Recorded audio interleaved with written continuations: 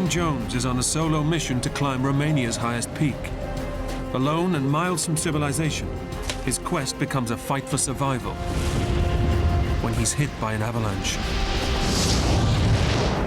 I ran as fast and as frantic as I could. I was running for my life. He's thrown down the mountain.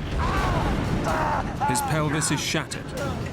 It was agony, like a red-hot poke was being pushed into the side of my leg. Unable to walk, he has no way to call for help. His only hope, an agonizing 8-mile crawl. Across rivers and through a frozen wilderness. His greatest fears are being eaten alive or freezing to death. One slip, I'd be dead.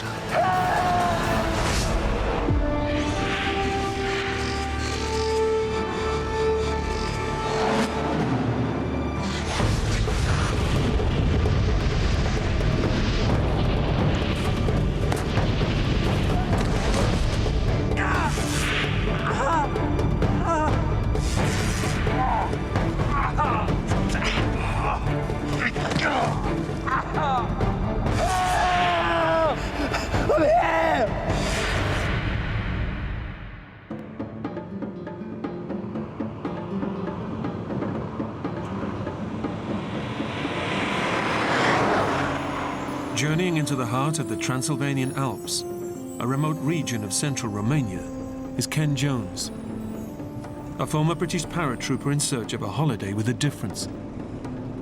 I think I'm quite a nomadic person. I tend to spend quite a lot of time on my own.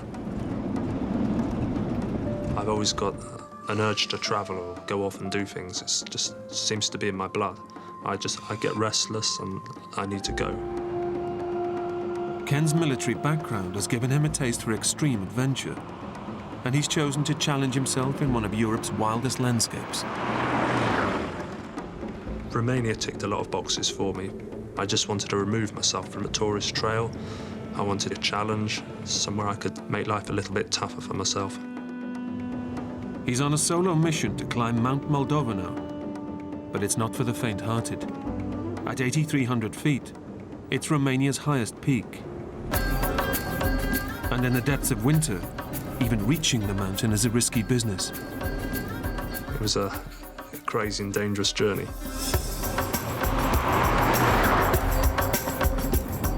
The taxi driver's just driving like a lunatic up the road. I just thought, what the hell am I doing? This is probably as dangerous as the mountain.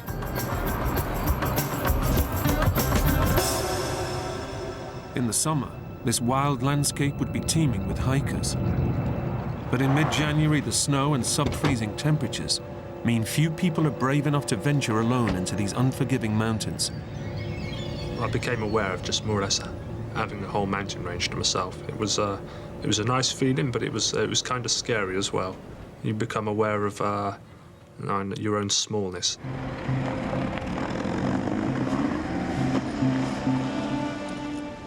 Normally, it's a 2-day climb to the top of the mountain. But super-fit ex-army man Ken has challenged himself to conquer it in a single day. Me and my brothers were always really competitive. We'd always race each other to the bus stop each morning, and on the way to school, everything was a race.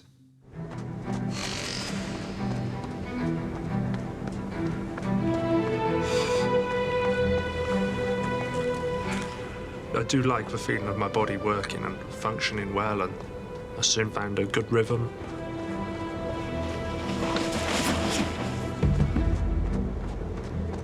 I'm a fanatical lover of freedom. And sometimes you've just got to put yourself out on your own just to enjoy a different kind of peace. Ken's made light work of the lower slopes. But hazardous terrain ahead threatens his ambitious bid for the summit. A clear channel through the trees offers the most direct route to the top. This man-made fire break prevents the spread of fires in the summer months, but in winter, it's a hotspot for deadly avalanches.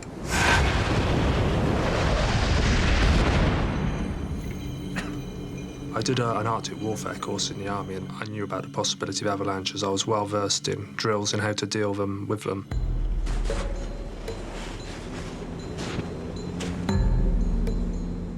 With his goal in sight, Ken ignores the risks and opts to fast-track it to the top.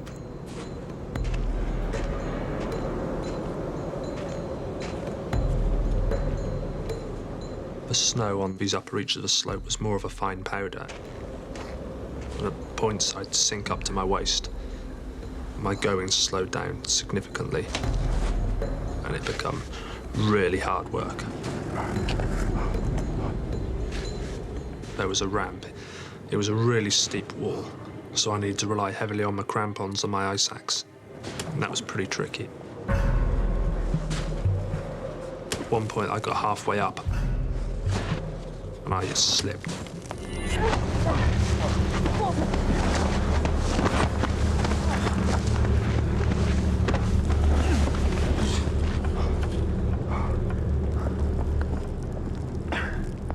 The fall serves as a warning.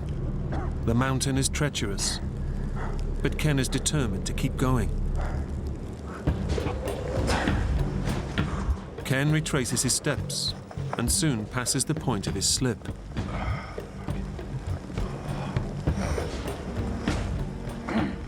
With effort comes reward. His choice of extreme location is starting to pay off.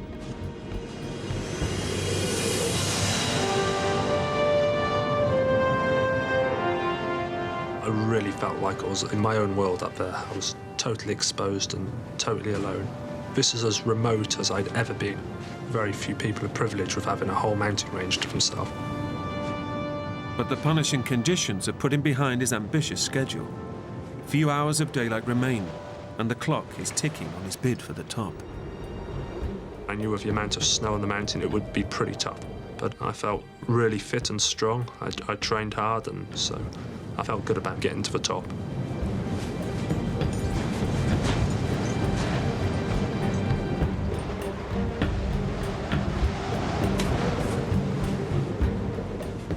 Sheer athleticism and extraordinary determination bring him within reach of his goal. But as the sun sets, he must decide whether to make a last-ditch push for the top or retreat to shelter and make a second attempt in the morning.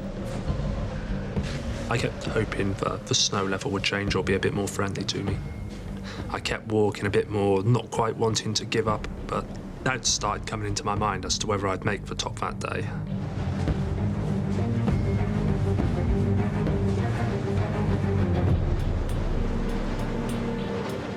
Summits are always important, but there comes a point when you've got to say, enough's enough, don't do anything silly.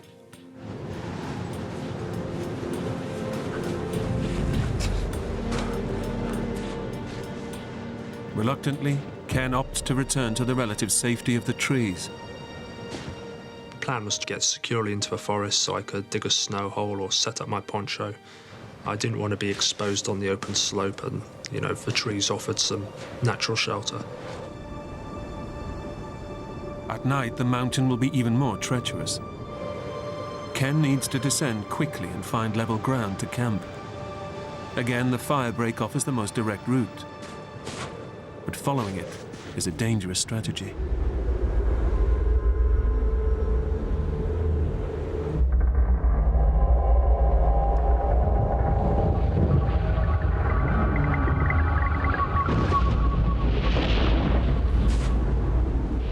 All of a sudden, there was just a noise from the top of a mountain. At first, I thought it was something like an animal. It was so strange and unearthly. I'd never heard anything like it before.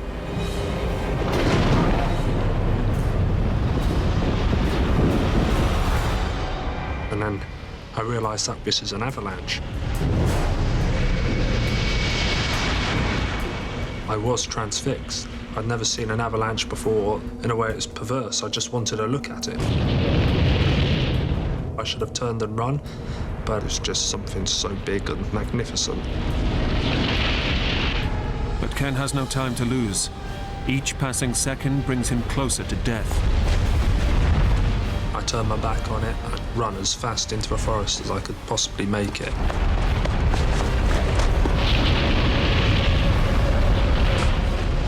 And all the time I could feel like it was chasing me. My heart was beating, it was just going crazy. It was going to hit me, bury me. I thought I was going to die.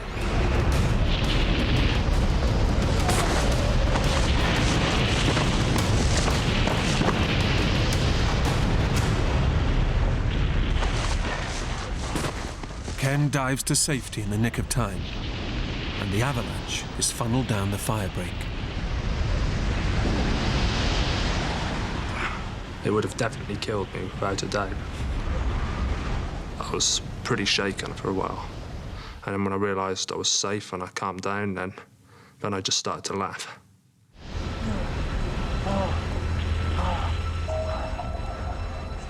He's had a narrow escape, but he's still in danger. The snow on these upper slopes is unstable. After the avalanche, I began to feel really vulnerable on the slope. I need to find somewhere safe to sleep.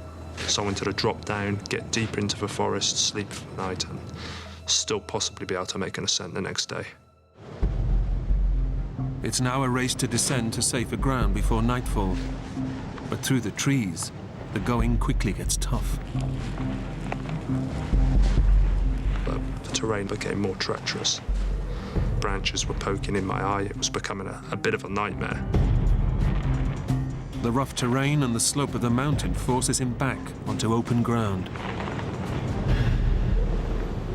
I knew the quickest passage was down the fire break between the trees. I didn't want to go anywhere near it again. But I had no choice. I had to go down it. But taking this shortcut is a serious gamble. In his race against the light, Ken decides it's a risk worth taking. But his luck has run out.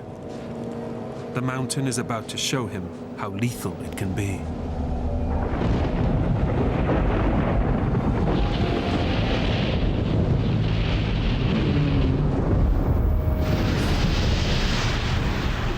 This time it's on him in an instant. It's run or die. I ran as fast and as frantically as I could. I was running for my life. And then the next thing I knew, it pulled me off my feet.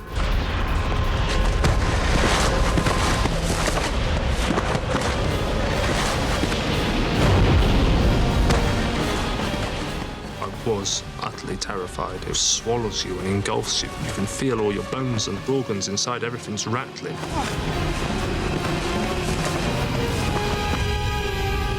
All of a sudden, I was falling. And then I was thinking, this is really bad.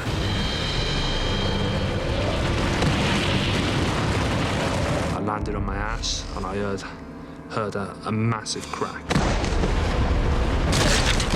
And that was my pelvis shattering and the head of my femur snapping off.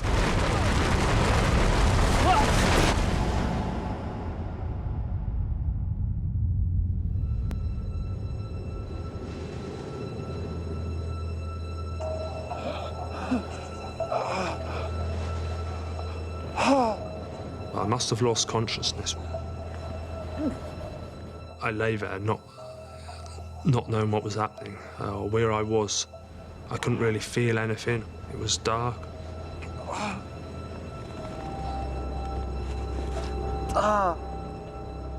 The fall has inflicted a bloody gash to his head. But Ken is about to discover that his body has suffered a far more deadly blow. The pain finally hit me. It was absolute agony. It was like a red-hot poke was just being pushed into the side of my leg.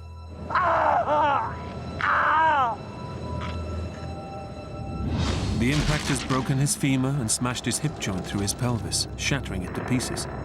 Bone fragments have severed blood vessels around the pelvis, causing internal bleeding and making his core body temperature plummet. In this extreme environment, his injuries could prove fatal. Ken knows it's bad, but is unaware of the full extent of the damage.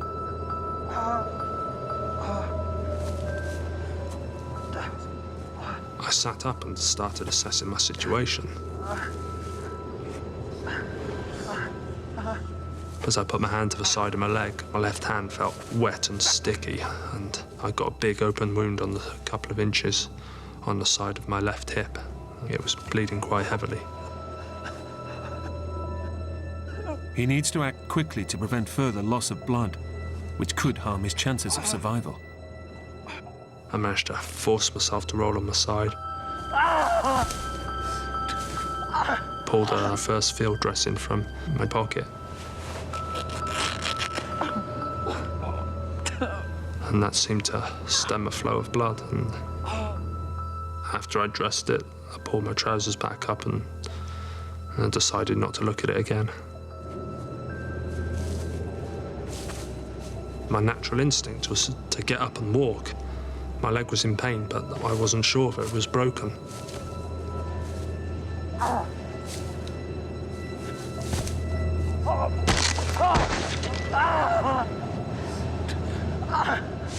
I felt a jolt of agonizing pain shoot up my leg, and it became apparent that there was no way in hell I could walk. My leg was gone. It was a pretty desperate situation. He's in urgent need of medical attention, but he's 8 miles from the nearest village and has no mobile or satellite phone. With military discipline, he's packed for the harsh conditions, but the avalanche has torn off his backpack and buried it further up the mountain. I was deprived of all my provisions, my sleeping bag, my stove, my meals, everything I needed to survive.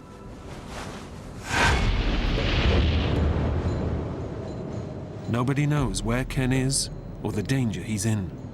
If he's to cheat death, the stamina and self-reliance that brought him here must now get him out. But he faces a tough dilemma. Go up in the vain hope of finding his life-saving kit, or conserve precious time and energy and descend in search of help. It was a real tough decision to know what to do. The implications of making the wrong decision were deadly.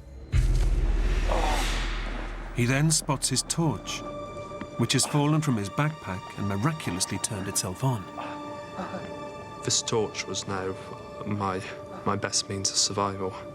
If I could get the torch, and I'd possibly have a chance, even if it's a small one, of finding my other items of kit. I'd have a bit more food.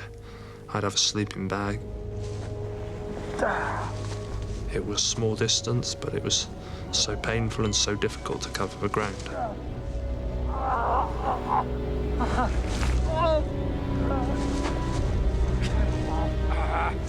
Ken finds his hat and a waterproof sack before eventually salvaging his torch. But hopes of recovering his backpack and sleeping bag are futile. His route is blocked by a vertical ledge. Under normal conditions, I could have negotiated it effortlessly. But like this, it was impossible.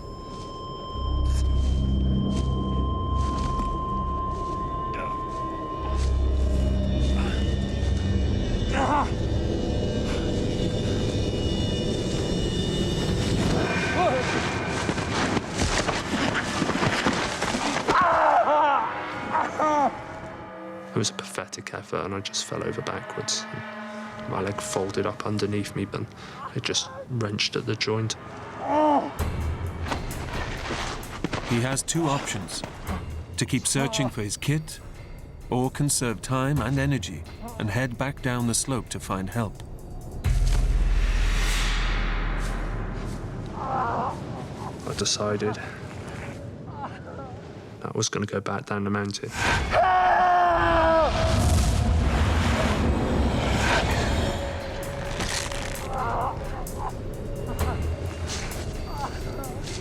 The least difficult way of moving was in a sitting position.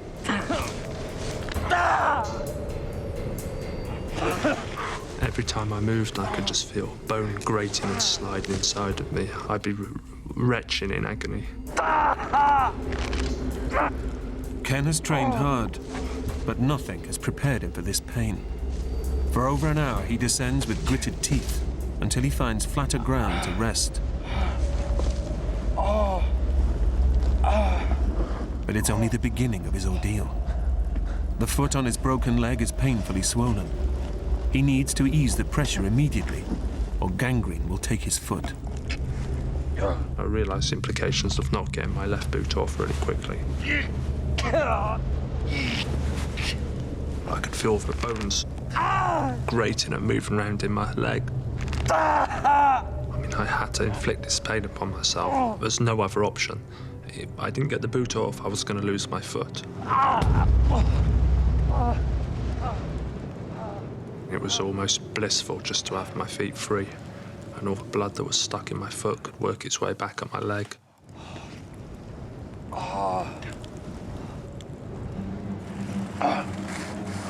The relief is short-lived. At night, temperatures plunge rapidly to as low as -15 degrees. His only protection is a mountain jacket and a waterproof sack which he uses to shield his feet from the biting wind.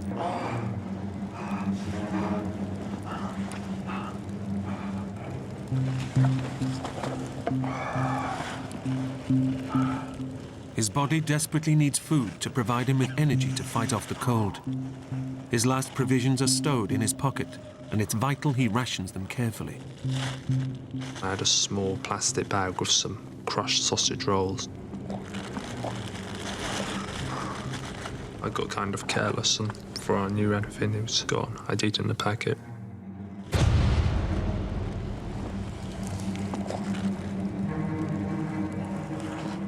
Ken faces a long night ahead. The idea of being alone in the middle of nowhere preys on his mind. The scenarios that are running through my head were, I don't know, what if I don't get through the night? If he falls asleep, his body will stop shivering. He'll develop hypothermia, and he'll die. I was shivering so heavily I knew that I'd fall into the last stages of hypothermia and I'd never wake up. I just thought, oh God, how am I going to get through this night? Just don't fall asleep or you'll never wake, you're going to die.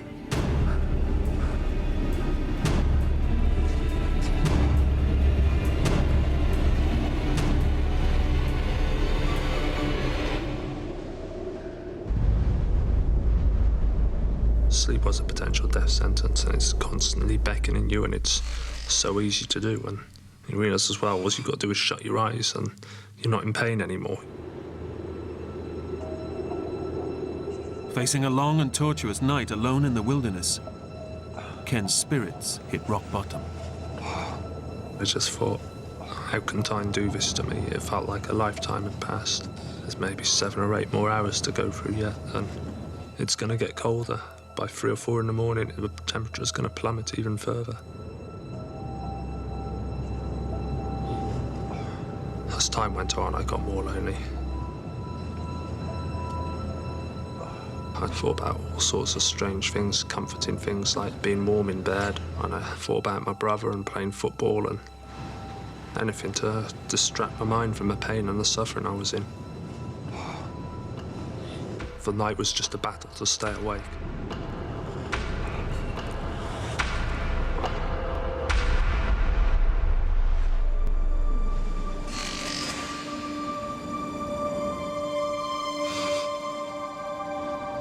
When daylight did arrive, it was overwhelming. It was such a relief. And the darkness can bring all this paranoia, and with the daylight I realised I could do something. In the early hours of a cold mid-January morning, the chances of anyone being in this inhospitable wilderness are remote. Ken only has himself to rely on, but the enormity of the task ahead preys on his mind, and he can't help hoping for rescue. I kind of had it in my mind.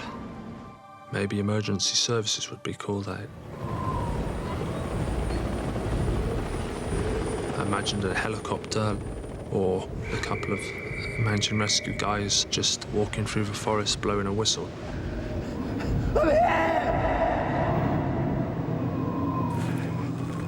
I imagined all these little scenarios, but the more I thought about them, I just dismissed them. I was pinning so much hopes on so many slight what-ifs.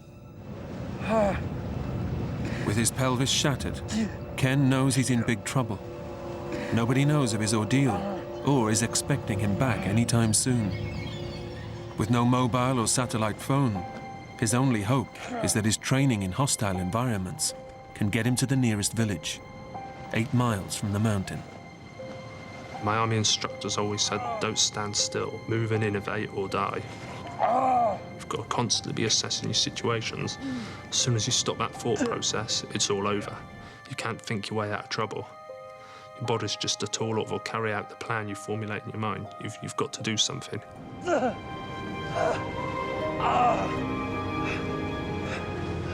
With no food and his water bottle already drained, Ken sets out on his marathon journey down the mountain.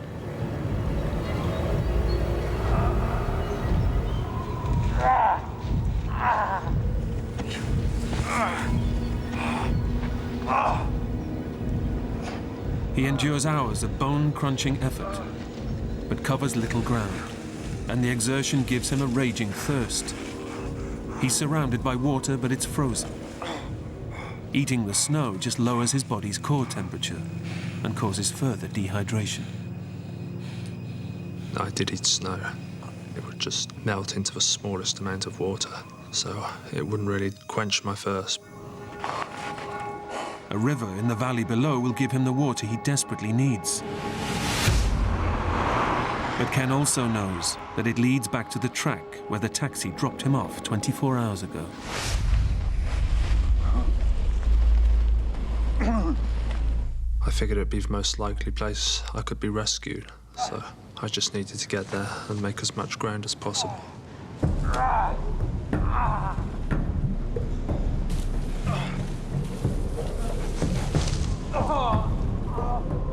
After an agonizing descent, Ken makes it off the steep slopes of the mountain. It's an incredible feat, but moving in the valley below poses an even tougher challenge. When I hit the valley floor, there was no more sitting down and sliding, no more assistance from gravity. It was all physical exertion from then on. Facing an enormous task to reach civilization, Ken sets small goals to measure his progress. I started trying to play these little games of beating the clock. I'd set myself times to get to targets. His progress is painfully slow. Each new target reached is a massive achievement, but also a harrowing reminder of the mammoth task ahead. Time is running out on his chances of survival, and he's still 7 miles from the nearest village. My desire to keep moving was just to reach water. I was so dehydrated, I'd exerted myself so heavily.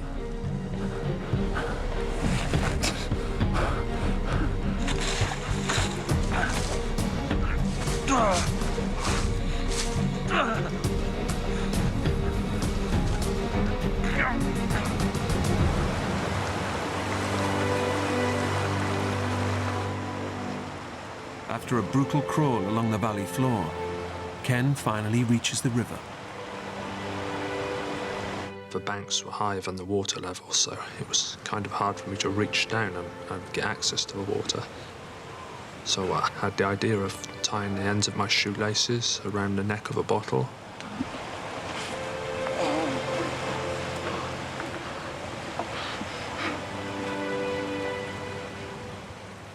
The relief on my mouth was blissful. It was like petrol going into a car. I just felt my body reviving, being full of energy again.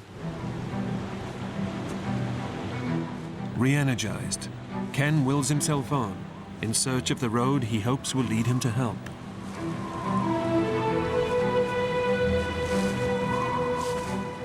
But he soon finds that access along the bank is blocked. The river, which provided him life-sustaining water, has now become his greatest obstacle. He's left with no choice but to cross. I didn't want to accept I was going to have to cross the stream. I just sat down the bank looking at it. This is a mountain stream in the middle of January. It's as cold as it could get without completely freezing over. One slip, get my jacket wet. I'd give myself 20 minutes to live and I'd be dead. I was just delaying thinking about it, and I was getting scared and terrified and thinking, what if? So I just thought, just get in the stream and cross it. It's as simple as that.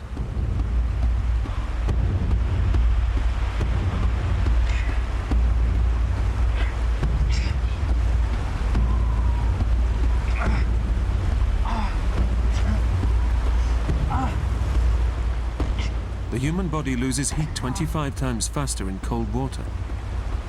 One slip in the stream, and Ken could quickly freeze to death. I was shivering uncontrollably, my body was shaking violently, and I was gasping for breath.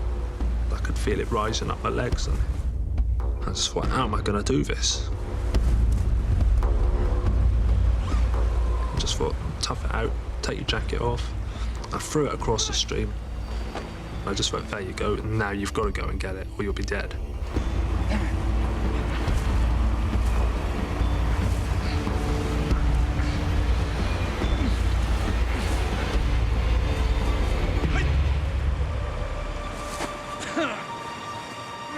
It takes him an hour to cross the stream.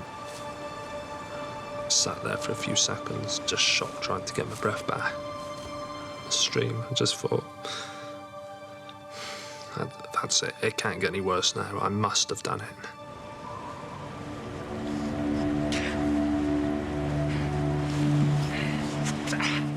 Sheer grit and determination drive him onwards. But after crawling all day, he's barely covered a mile.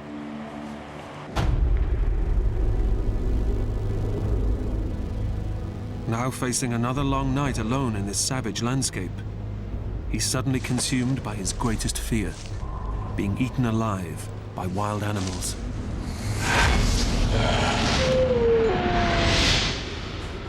Transylvania is full of bears and wolves, and as the day was drawing to a close, I began to panic. I was so out in the open, still far away from the trees. I was scared, and I'd try and crawl as fast as I possibly could.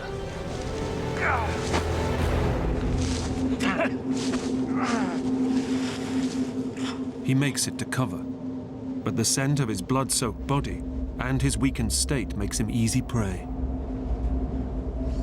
I was really hungry, cold, dehydrated. I think it affected me. I wasn't sure if I was hallucinating or hearing things. I really believed I was hearing packs of wolves surrounding me.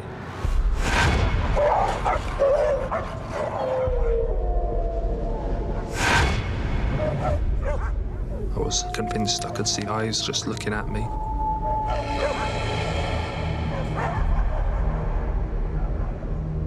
I'd just sit there panting, breathing heavily, really scared, just waiting for them to attack me. I just thought, this is going to be horrible. Just being eaten's horrible, but to be eaten alive is just something else.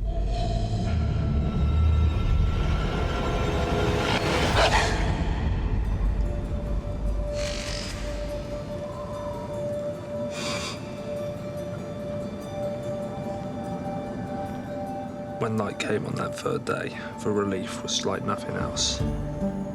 I'd pulled through. It was such a big achievement. Crippled by a broken leg and shattered pelvis, Ken desperately needs to reach the village 6 miles away, or face certain death in this hostile wilderness. After 2 punishing nights without food or sleep, it's a fight for survival, and nature is a formidable opponent. It started to snow. And I know the sky seemed to close down above me, and just got this isolated feeling.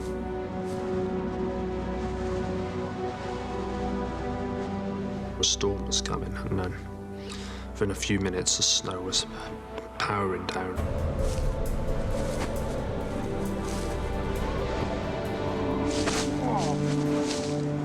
It seemed that the environment was just conspiring against me constantly. It felt pretty harsh and cruel, and you just become aware of how savage the mountains and the foothills can be. It's been 48 hours since the avalanche nearly took Ken's life. Fighting his way through the snowstorm takes every last ounce of energy. And the cold, hunger, and dehydration are driving him to despair.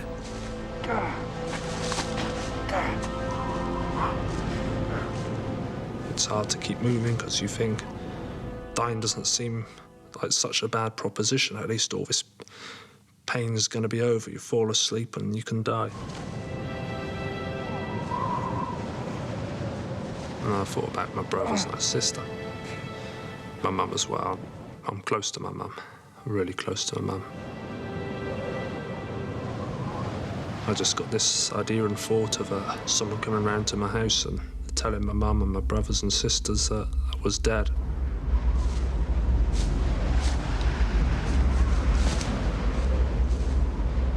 At this stage, I wasn't really sure why I was moving anymore.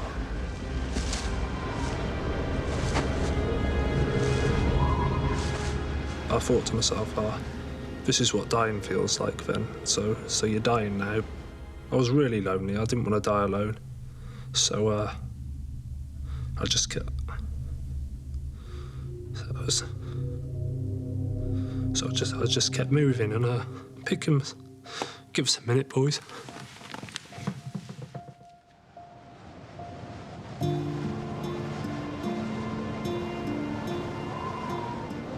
He's running on every last reserve just to stay alive, and now faces his third night alone in the wilderness.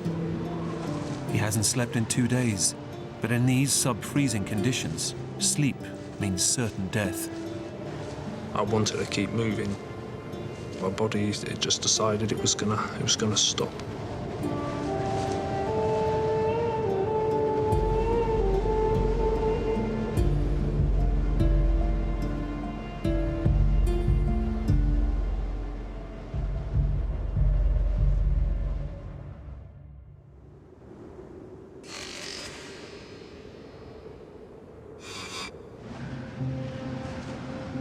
I woke up the next morning and I just thought, oh, you're not dying. You're still here. And it's like my body wanted to stay alive. I'd come to a standstill the night before and heavy snowfall had landed on me and totally cocooned my body, and I think it must have kept me alive and kept me warm. And I decided to start crawling again.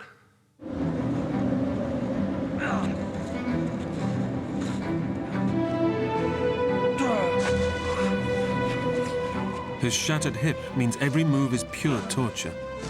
Only his incredible fitness and superhuman reserves of willpower drive him on. In spite of the pain, he's confident the worst is over. It'd be stupid to even conceive of it getting more difficult. I've just got to get to the track. It's not going to be far away. One big final effort today, and you know, I'll be safe. At last, Ken is within reach of the road where the taxi dropped him off 3 days before. But suddenly, getting there looks impossible. A river blocks his path, and Ken knows just how deadly this might be. When I saw that there was no passage through, I was really angry.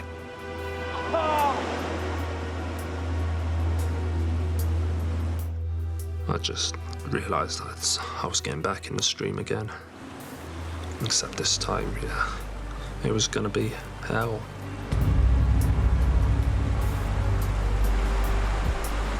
I remember when I was little, I used to go on the big diving board at the swimming pool, and I'd be so scared to jump. And here I was sat on the edge of a stream, and I was putting myself through that same suffering. So I thought, just get in the stream.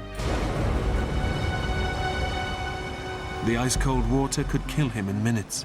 He needs to cross it quickly, but the far bank is too steep for Ken to haul himself out. Supporting himself by leaning on the bank, he's got to track along the river until he finds a suitable place to cross. I was moving inches and inches, and it was painfully slow. It was freezing cold. For over an hour, Ken struggles along the river until the opposite bank is low enough for him to crawl out. But the current is strong and the water is deep. He'll either make it or die. Throughout this ordeal, it was just such a vital mission not to get my jacket wet. And again, I knew if that got wet, I was dead. His jacket and thermal top must come off. If they get soaked, he'll freeze on the other side. But by taking them off, he's increasing the risk of hypothermia, which could kill him. I was left with no other choice. It was a matter of being patient and being careful, and I just had to get across. With his severe injuries, Ken takes tiny hops on his good leg, letting the current carry his broken limb. One false move, and he could quickly freeze to death. All of a sudden, I became aware of my boot becoming loose, and before I could react, my boot come off my foot. His boot is swept away by the river, and the foot on his good leg is now exposed. He makes it to the bank, but with a 3-mile crawl through the snow ahead, frostbite is guaranteed. And my first thought was, I'm going to lose my foot. I'm going to get frostbite. I just thought, oh God, what am I going to do now?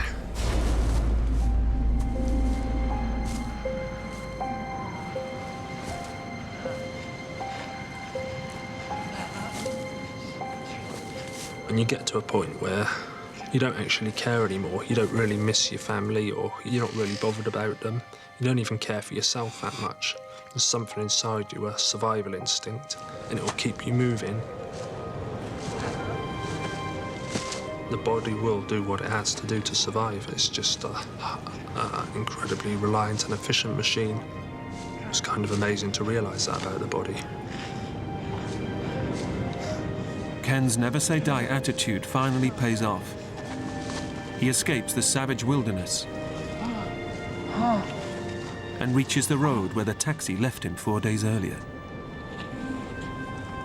It came as a massive relief to finally reach the track, but I still knew I got a long way to go. It's still 3 miles to the nearest village, and Ken's body is running on empty. He's fought through snow, hunger, and grueling pain. He's numbed by the cold, but he knows time is now running out. He needs to get help quick, or die. So I figured, why don't I try and stand and walk?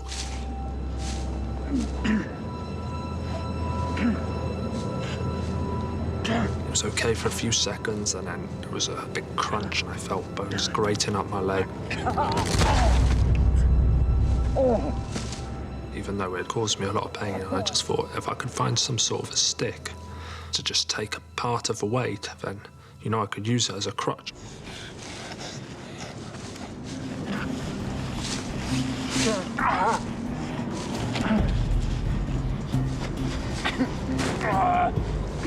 It was such a relief to be walking. It seemed like there was no more enemies or obstacles. I felt it was more or less home and dry. But his ordeal is far from over. And all of a sudden, it felt like I'd just been stabbed in the stomach with a knife. There'd been no pain like this. It was the worst pain I've ever felt, or the worst pain imaginable. The stress of Ken's ordeal is causing his body to produce stomach acid at such lethal levels. It's perforating the lining of his gut. The acid flowing into his abdominal cavity is literally eating him from the inside. It's a ticking time bomb that could kill him within hours.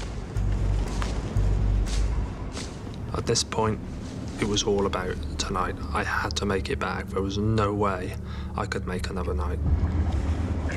While I was on this track, I wouldn't stop walking.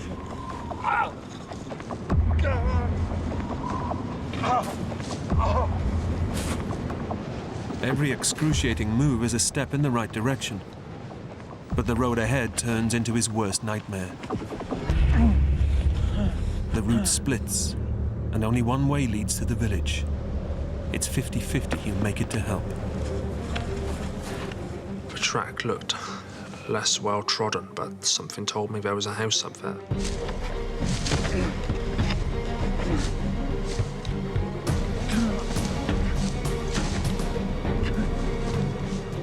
And when I reached a clearing, I saw the outline of a building. I thought, this is it. It brought me enormous relief. I felt like I'd made it, and I was literally within steps of safety and warmth.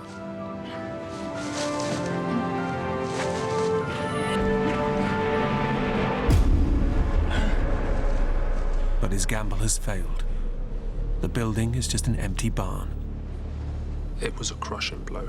I'd made this turn up the track, and it was a wrong decision, and I just thought, I hope this decision's not going to cost me my life.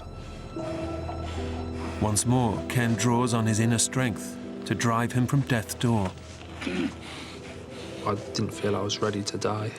I felt a bit of resentment towards the mountain. I wasn't going to let it beat me now, after all I'd been through. But his body is approaching total collapse, and he's wasted precious time taking the wrong route. He must now retrace every harrowing step back to the fork in the road. It's getting dark, and temperatures are starting to plummet. I reached a fork in the road again, and then I took my only other option, and I felt relieved again. I thought, well, there's only this way now.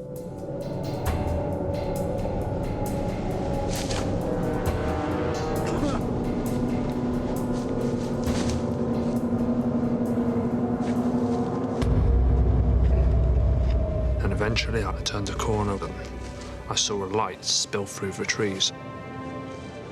And it brought a smile to my face.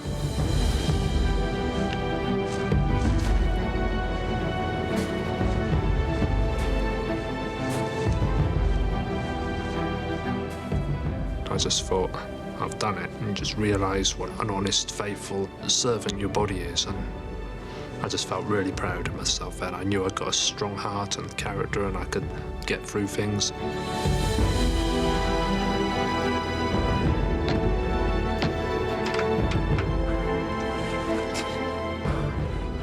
Fought for my life, and there was no sadness or bitterness towards the mountain or anything that happened. I'd made it back, and it was just so comforting to be with someone and realise that it all come to an end. I was safe. Pioneering surgery repaired his hip and leg, but Ken lost 4 toes to frostbite. 2.5 years after the accident, he was finally able to walk again. So few people get the opportunity to learn about themselves so intimately, and I feel privileged to have had to face such struggles to get where I am now, and I'd say that's a good thing. Ken is now fighting fit and is hoping to one day compete in the challenging Tour de France.